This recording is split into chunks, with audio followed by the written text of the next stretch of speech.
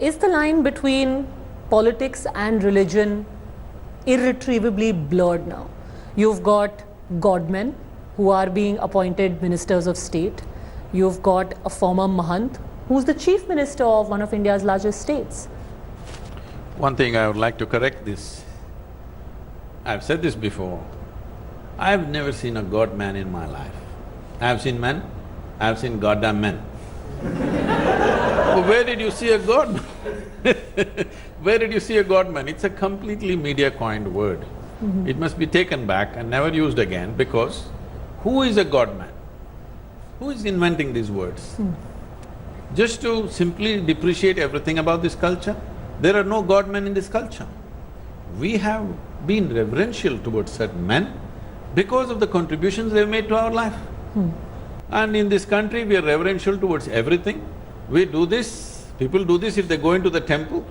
If they do this if they see a man, woman, child, donkey, cow, tree, elephant, whatever we see, we do this. So why should a Mahant be a minister of state in Madhya Pradesh? Yogendra Mahant, Narmada Nand Maharaj, Oh, I thought you were talking Harihara about Nand Maharaj, Uttar Pradesh. that too. But these are the people who were appointed ministers of state in Madhya Pradesh. So it cuts across boundaries of state.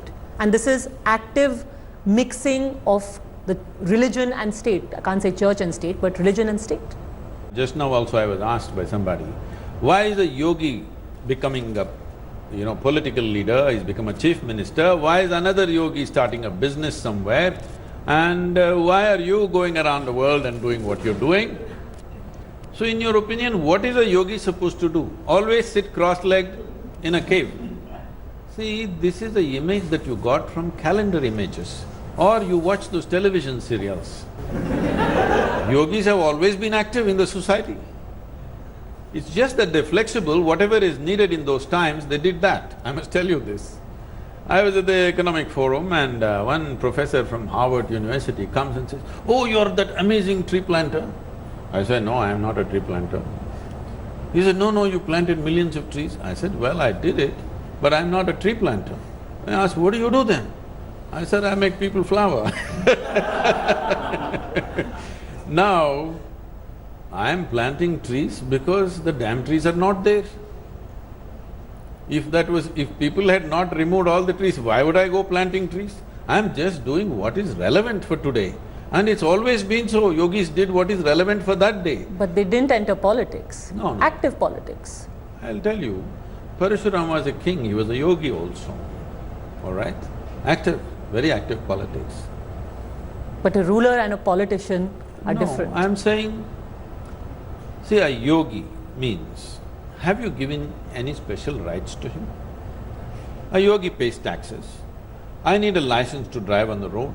I need to buy a ticket to fly in a plane, all right? Everything that responsibilities of being a citizen is upon me. You have not given me relief from anything. I also carry a Aadhaar card.